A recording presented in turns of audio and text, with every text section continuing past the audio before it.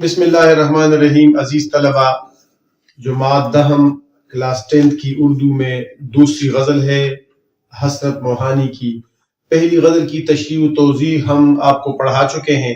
اب آتے ہیں صفحہ نمبر 137 پہ حسرت موہانی کی جو دوسری غزل ہے. پہلے اس کی قرأت کرتے ہیں. دیکھیں غزل کو ٹھیک پڑھنے کی کوشش کریں. درست قرأت اور درست تلفظ ٹیچرز کے لیے بھی اور اسٹوڈنٹس کے لیے بھی بہت زیادہ ضروری ہے.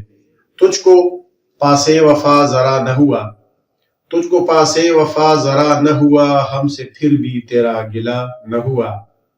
ایسے بگڑے کہ پھر جفا بھی نہ کی، ایسے بگڑے کہ پھر جفا بھی نہ کی، دشمنی کا بھی حق ادا نہ ہوا. کٹ گئی احتیاط عشق میں عمر، کٹ گئی احتیاط عشق میں عمر، ہم سے اظہار مدعا نہ ہوا. ہے اس کی بادشاہی پر، تیرے کوچے کا جو گدا نہ ہوا. اور عشق حسرت کے سب ہوئے قائل، ایک وہ دشمنی وفا نہ ہوا. 1 2 3 4 5 شعر ہیں. الفاظ کے معنی ہم نے لکھ دیے ہیں جو مشکل الفاظ ہیں. پاس وفا، وفا کا خیال، وفا کی عزت. بگڑے ناراض ہوئے، کٹ گئی گزر گئی. اظہار مدعا مطلب کا اظہار، حیف افسوس. کوچے گلی محلے، گدا فقیروں. قائل مان لینا، تسلیم کرنا. دشمن وفا، وفا کا دشمن، اور یہاں پہ مراد ہے محبوب. اب آتے ہیں ایک ایک شعر کی تشریح آپ کے سامنے رکھتے ہیں تاکہ پوری طرح مطلب آپ پہ واضح ہو جائے. غزل کا مطلب ہے تجھ کو پاسے وفا ذرا نہ ہوا، ہم سے پھر بھی تیرا گلہ نہ ہوا. حسرت موہانی کا عشق ایک پاک باز عشق ہے اور یہی کیفیت اس غزل میں بھی آپ کو نظر آئے گی. پہلے شعر میں محبوب سے مخاطب ہیں کہ تجھ کو پاسے وفا ذرا نہ ہوا، یعنی تو نے کبھی بھی وفا کی عزت کا خیال نہیں رکھا. تو کبھی بھی ایسا وفادار ثابت نہیں ہوا کہ وفا کیا ہوتی ہے، وفا کون سی چیز ہے، کس طرح وفا کے تقاضے ہیں، وفا کون کون سی قربانیاں مانگتی ہیں. اس سے اے میرے محبوب آپ بالکل بے خبر رہے. میری وفاؤں کا آپ نے کبھی عزت نہیں کیا، نہیں میری محبت کا جواب آپ نے عزت اور تکریم سے دیا. ہر دفعہ میرے آنسوں کو، میرے جذبات کو آپ نے ٹوٹلی ریجیکٹ کر دیا، آپ نے مکمل طور پر مسترد کر دیا. میری عزت کا آپ نے بالکل بھی خیال نہیں رکھا. لیکن ان تمام باتوں کے باوجود، ان تمام کوتاہیوں کے باوجود، اس تمام ظلم و ستم کے باوجود بھی میں آپ کا ایسا تابعدار اور تابع فرمان عاشق ہوں کہ ہم سے پھر بھی تیرا گلہ نہ ہوا. ہم نے نہ کسی اور سے آپ کی شکایت کی اور نہ کسی اور سے آپ کا گلہ کیا کہ میرا محبوب میرے ساتھ یہ کرتا ہے، میرا محبوب جو ہے میرے ساتھ یہ کرتا ہے، مجھ پہ یہ ستم ڈھاتا ہے. تو اس طرح کی صورتحال میں اپنے آپ کو قابو میں رکھنا، اپنے آپ پہ جبر کرنا، یہ انتہائی دکھ اور تکلیف کا باعث ہے. لیکن اس دکھ اور تکلیف کو میں ہنسی خوشی برداشت کر رہا ہوں. کیوں برداشت کر رہا ہوں؟ اس لیے برداشت کر رہا ہوں کہ ایک نہ ایک دن میرا محبوب میری وفاؤں کا خیال کر کے، میری قربانیوں پہ نظر کر کے، اس نے میرے ساتھ جو مظالم کیے ہیں، اس نے جو مظالم مجھ پہ ڈھائے ہیں، ان کا خیال کر کے مجھ پہ مہربان ہو جائے گا. تو ہم سے پھر بھی تیرا گلہ نہ ہوا. پھر مجھ میں اور میرے محبوب میں فرق باقی نہ رہتا، کیونکہ اگر محبوب بھی اس طرح وفاؤں کی بے عزتی کرتا اور میں بھی وفاؤں کی بے عزتی کرتا تو پھر یہ صورتحال بڑی خطرناک ہوتی. میں ان کے ظلم و ستم کو مکمل طور پر برداشت کر رہا ہوں، کیونکہ عاشقی کا بنیادی تقاضا یہ ہے کہ آپ محبوب کے ظلم و ستم کو مکمل طور پر برداشت کریں. اگر آپ برداشت نہیں ہے تو پھر آپ کوئی اور کام کریں، عشق کرنا آپ کے بس کی بات نہیں ہے. تو کہتے ہیں ہم سے پھر بھی تیرا گلہ نہ ہوا. تو ہم نے محبوب سے پھر بھی گلہ نہیں کیا. اے میرے محبوب، اگرچہ آپ وفا سے عاری ہیں، اگرچہ آپ کو وفا کے بارے میں کوئی پتہ نہیں ہے، آپ وفا کے اصولوں سے بالکل ناواقف ہیں، لیکن اس کے باوجود آپ میرا حوصلہ دیکھیے کہ ہم آپ سے پھر بھی گلہ نہیں کر رہے ہیں، اور آپ کی وفاؤں کا جواب، آپ کی بے وفائیوں کا جواب جو ہے وہ وفاؤں سے دے رہے ہیں، ہنسی خوشی مسکرا رہے ہیں۔ ہم ان کے ستم کو بھی کرم جان رہے ہیں، ہم ان کے ستم کو بھی کرم جان رہے ہیں، اور وہ ہے کہ اس پر بھی برا مان رہے ہیں۔ دوسرے شعر کی طرف آئیں گے، ایسے بگڑے کہ پھر جفا بھی نہ کی۔ غزل کا ہر شعر جدا جدا خیال، جدا جدا معنی رکھتا ہے۔ ایسے بگڑے کہ پھر جفا بھی نہ کی، دشمنی کا بھی حق ادا نہ ہوا۔ اس شعر میں حضرت موہانی کہتے ہیں کہ ایک دفعہ ہم نے تو بہت کوشش کی اپنے آپ کو قابو میں رکھنے کی، لیکن بہرحال انسان کا حوصلہ بعض اوقات جواب دے جاتا ہے، اور جب ہمارا حوصلہ جواب دے گیا تو پھر ہم ایسے بگڑے، ہم ایسے ناراض ہوئے، ہم محبوبوں کے ظلم و ستم کو دیکھ دیکھ کے ان کو برداشت کرتے کرتے آخری حد سے گزر گئے، تو پھر ہم سے دشمنی کا، دوستی کا حق ادا ہونا تو چھوڑیے، ہم سے دشمنی کا بھی حق ادا نہ ہوا۔ یعنی دیکھیں، دوستی کے اپنے تقاضے ہوتے ہیں، دشمنی کے اپنے تقاضے ہوتے ہیں۔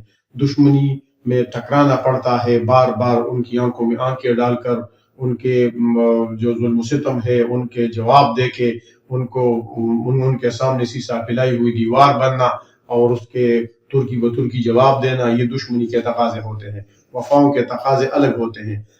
تو حضرت موہانی کہتے ہیں کہ محبوب کی بے وفائیوں نے مجھے اس حد پر پہنچا دیا، محبوب کی بے وفائیوں نے مجھے اس طرف پہنچا دیا کہ وفا کے تقاضے تو چھوڑیے، وفا کا رستہ تو چھوڑیے، مجھے دشمنی کرنے میں بھی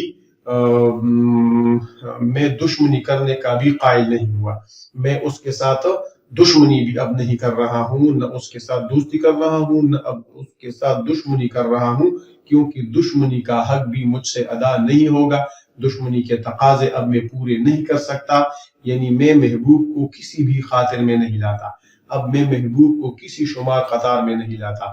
وفا تو چھوڑیے، بے وفائیاں تو چھوڑیے، میں اس کو اپنی دشمنی کے لائق بھی نہیں سمجھتا، کیونکہ اس نے مجھے میرے ساتھ ایسا بدترین سلوک کیا ہے۔ جب میں وہ سلوک یاد کرتا ہوں، جب میں اس سلوک کو دیکھتا ہوں، تو پھر میرا دماغ کھولتا ہے، میرا خون کھولتا ہے۔ تو ایسی صورت میں بہتر یہ ہے کہ محبوب کے ساتھ نہ دوستی رکھی جائے اور نہ دشمنی رکھی جائے، کیونکہ دونوں صورتوں میں ذلت اور رسوائی انسان کا مقدر بن جاتی ہے، کیونکہ محبوب کو پاس وفا بالکل نہیں ہے، دشمنی کا بھی حق ادا نہ ہوا۔ تیسرے شعر کی طرف آئیں گے، کٹ گئی احتیاط عشق میں عمر، ہم سے اظہار مدعا نہ ہوا۔ یہ سب سے پیارا شعر ہے، اس کو میں بیت الغزل کہوں گا۔ محبوب کے ساتھ عشق نبھانا، عشق کو پائے تکمیل تک پہنچانا، عشق کے تقاضوں کو جو ہے پورا کرنا، یہ انتہائی تکلیف دہ کام ہے، یہ انتہائی ناممکن کام ہے۔ حضرت موہانی کہتے ہیں کہ میں عرصے دراز سے محبوب کے ساتھ رہا، لیکن عشق کا تقاضا احتیاط ہے، عشق انسان سے احتیاط کا تقاضا کرتی ہے کہ آپ نے انتہائی پھونک پھونک کر آپ نے قدم رکھنا ہے، آہستہ آہستہ بہت ہی سوچ سمجھ کر آپ نے قدم اٹھانا ہے کہ کہیں آپ کی معمولی جنبش لفظ جو ہے، آپ کے معمولی جنبش ہونٹ جو ہے، اس سے محبوب کے ناراض ہونے کا اور محبوب کے بگڑنے کا 100% امکان ہوتا ہے۔ تو ہم نے محبوب کو راضی رکھنے کے لیے، ہم نے محبوب کو خوش رکھنے کے لیے کبھی بھی ایسا کام نہیں کیا، اور سب سے بڑھ کر یہ کہ آج تک ہم محبوب کو یہ اظہار نہ کر سکے کہ آپ ہمیں پسند ہیں۔ آج تک محبوب کو ہم یہ بتانے سے گریز کر رہے ہیں کہ ہمیں آپ سے محبت ہو گئی ہے۔ کیوں؟ اس وجہ سے کہ اگر خدا نخواستہ ہم نے محبت کا اظہار کیا اور اس پہ وہ ناراض ہو گئے، تو وہ رہی صحیح دوستی، وہ جو محبوب میرے ساتھ بیٹھتا ہے، میرے ساتھ چائے پیتا ہے، میرے ساتھ چکر لگاتا ہے، میرے ساتھ مختلف موضوعات پہ ڈسکشن کرتا ہے، تو پھر وہ دوستی بھی اللہ کو پیاری ہو جائے گی۔ تو حضرت موہانی بہت زبردست عاشق ہے، اور ایسے عاشق ہے کہ محبوب کی نہ صرف عزت کا خیال رکھتا ہے بلکہ محبوب کے عزت نفس کا بھی خیال رکھتا ہے، اور وہ ساری مصیبت اور وہ ساری تلخی اور ترشی جو ہے خود برداشت کر رہا ہے، لیکن محبوب کو اس وجہ سے اظہار مدعا نہیں کرتا، اپنے مطلب کا اظہار نہیں کرتا، یہ محبوب کو نہیں بتاتا کہ مجھے آپ سے عشق ہے یا آپ مجھے پسند ہے، کیونکہ حضرت موہانی کو یہ خوف ہے، حضرت موہانی کو یہ ڈر ہے کہ اگر میں نے ان کے ساتھ یہ سلوک کیا، اگر میں نے انہیں بتا دیا کہ مجھے آپ سے عشق ہے اور اس پہ وہ بگڑ گئے، اس پہ وہ ناراض ہو گئے، تو پھر ہماری دوستی ختم ہو جائے گی اور محبوب مکمل طور پر مجھ سے دور چلا جائے گا، اور پھر میں ساری زندگی اور ساری عمر جو ہے اس کی جدائی میں، اس کے ہجر میں تڑپتا رہوں گا۔ تو اس سے بہتر یہ ہے کہ میں محبوب کے ساتھ رہوں اور اس کے سامنے جو مدعا ہے، اس کے سامنے جو اپنے دل کی بات ہے وہ نہ کروں، کیونکہ عشق احتیاط کا تقاضا کرتی ہے۔ جو لوگ احتیاط کا دامن تھام لیتے ہیں وہ کامیاب عاشق ہو جاتے ہیں، اور وہ کامیاب عاشق ہوتے ہیں، اور جو بے احتیاطی میں، جلد بازی میں فوراً اپنے عشق کا اظہار کر دیتے ہیں، تو پھر وہ ناکامیوں اور مصیبتوں کا سامنا ان کو کرنا پڑتا ہے۔ تو کہتے ہیں کٹ گئی احتیاط عشق میں عمر، یہ 1-2 سال کی بات نہیں ہے، 2-4 برس کی بات نہیں، ٹھیک ہے، نصف صدی کا قصہ ہے، 2-4 برس کی بات نہیں۔ تو یہ کٹ گئی احتیاط عشق میں عمر، احتیاط عشق میں میری عمر کٹ گئی ہے، یعنی 20-30 سال، اس کو پوری ایک زندگی کہہ لیں، ہم سے اظہار مدعا نہ ہوا، ہم نے آج تک محبوب کو یہ نہیں بتایا۔ وہ اکثر ضروری بات جو ہوتی ہے وہ رہ جاتی ہے، ان سے فیض کہتے ہیں، ان سے جو کہنے گئے تھے فیض جا صدقہ کیے، ان سے جو کہنے گئے تھے فیض جا صدقہ کیے، ان کہی ہی رہ گئی وہ بات 100 باتوں کے بعد۔ یا پشتو کا ایک شعر ہے کہ دگیلے بجبا سرگیلے مانیوی، دگیلے بجبا سرگیلے مانیوی خوچ آراشی سہیر سختاشی۔ یا کسی اور کا شعر ہے کہ ایک تبسم 1000 شکووں کا، ایک تبسم 1000 شکووں کا کتنا پیارا جواب ہوتا ہے۔ بہرحال یہ تو شکووں اور گلوں والی بات ہے، لیکن احتیاط جو عشق کی بنیادی شرط ہے، میر کہتے ہیں نا، پاس ناموس عشق تھا ورنہ، یہ اس کے ساتھ بالکل لگا کرتا ہے، یہ شعر بالکل فٹ ہے۔ پاس ناموس عشق تھا ورنہ کتنے آنسو پلک تک آئے تھے، بس میری پلکوں تک آنسو آئے تھے، لیکن میں اس وجہ سے میں نے آنسو چوری چپ کے صاف کیے کہ محبوب کو پتہ نہ چلے کہ کیا ہو گیا ہے، کیونکہ اگر وہ مجھ سے پوچھے گا کہ تمہیں کیا ہو گیا تو پھر مجھے ضرور بتانا ہوگا کہ آپ کے ظلم و ستم کی وجہ سے میرا یہ حال ہو گیا ہے، ٹھیک ہے۔ چوتھے شعر کی طرف بڑھیں گے۔ حیف ہے اس کی بادشاہی پر تیرے کوچے کا جو گدا نہ ہوا۔ محبوب کی گلی کی بات کر رہے ہیں، اس کو آپ تصوف کے معنوں میں یا عشق حقیقی کے معنوں میں لے لے تو حضور صلی اللہ علیہ وسلم کے مدینے کی گلیاں جو ہے وہاں تک اس کو لے جائیں، لیکن بہرحال مجازی معنوں میں حضرت موہانی ان عاشقوں پہ طنز کر رہے ہیں کہ جو ادھر ادھر تو پھر رہے ہیں لیکن محبوب کی گلی کی خاک چھاننا ان کے لیے ممکن نہیں ہے۔ کہتے ہیں حیف ہے اس کی بادشاہی، اگر وہ شخص بادشاہ بھی ہے، اس کے پاس بہت بڑی دولت ہے، اس کے پاس بہت زیادہ فوج ہے، اس کے پاس بہت بڑی سلطنت ہے، لیکن اس کی بادشاہی پر افسوس کا اظہار کر رہا ہے۔ کیوں اس پہ افسوس کا اظہار کر رہا ہے؟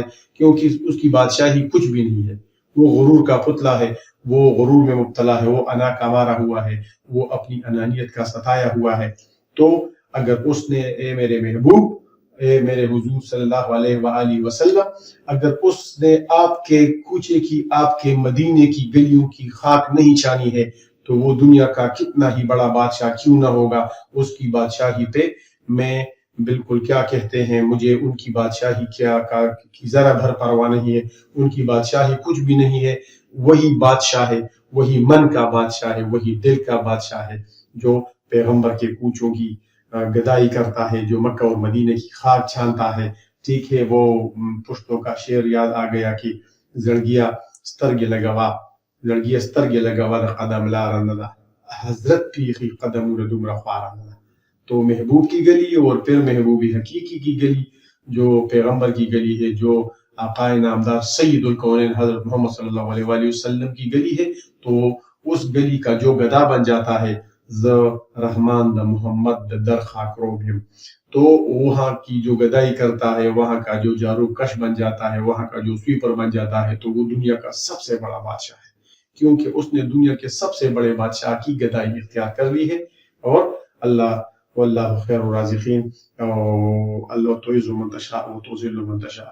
تو جو پیغمبر کا ہوا، جو سید الکونین کا ہوا، وہ اللہ کا ہوا، اور پھر تو اللہ بغیر حساب بہت کچھ دینے والا ہے۔ تو تیرے کوچے کا جو گدا نہ ہوا، تیرے کوچے کا جو سوالی نہیں ہوا، تیرے کوچے میں جس نے بھیک نہیں مانگی، محبت کی بھیک، تو اس کی بادشاہت، اگر وہ دنیا کا بادشاہ بھی ہے، اس کے پاس دنیا کی طاقت بھی ہے، اس کے پاس جتنی بھی چیزیں ہیں، تو وہ تمام چیزیں بیکار ہیں، وہ تمام سلطنت بیکار ہے، وہ تمام بادشاہت بیکار ہے اس بادشاہ سے، وہ اس طاقتور بادشاہ سے جس کے پاس بہت سب کچھ ہے، خزانے ہیں، مالا مال ہیں دولتوں سے، اور مختلف محلات ہیں، ہیرے جواہرات ہیں، لیکن وہ گدھا بہتر ہے جو پیغمبر کے کوچے کی گدائی کر رہا ہے۔ ٹھیک ہے جی، آخری شیر کی طرف بڑھیں گے۔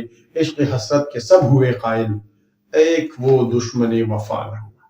تمام دنیا حسرت موہانی کے عشق کو مان گئے ہیں کہ دنیا میں اگر کوئی ایک ہی عاشق ہے تو وہ حسرت موہانی ہے، کیونکہ حسرت موہانی نے عشق کے تمام تقاضے پورے کیے، محبوب کی عزت کی، محبوب کے در کی خاک چھانی، محبوب کو سلام کیا، محبوب کا خیال رکھا، محبوب کی جفاؤں کے مقابلے میں وفائیں کی، لیکن تمام دنیا مان گئی، تمام دنیا نے دیکھا کہ حضرت موہانی جیسا تابع فرمان محبوب جو ہے دنیا میں کوئی نہیں ہے۔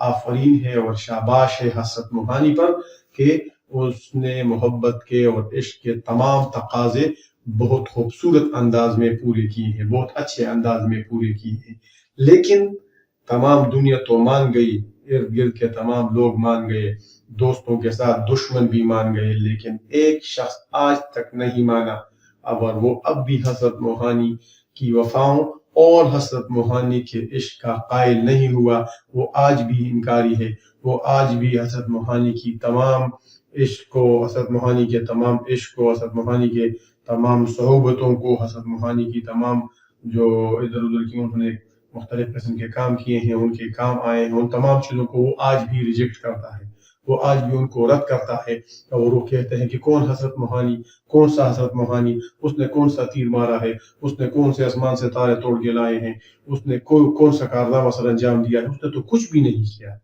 آپ ادھر ادھر کی باتیں ویسے کہہ رہے ہیں، حضرت موہانی نے کون سا تیر مارا ہے کہ میں بھی اس کے عشق کا قائل ہو جاؤں؟ تو ایک شخص ایسا ہے اور وہ ہے ظالم محبوب کہ جو حضرت موہانی کے عشق کو ماننے کے لیے تیار نہیں ہے۔ انشاءاللہ تعالی پوری غزل آپ کو سمجھ آ گئی ہوگی، کیونکہ ہم نے بہت وضاحت کے ساتھ ایک ایک شعر آپ کے سامنے رکھ دیا ہے۔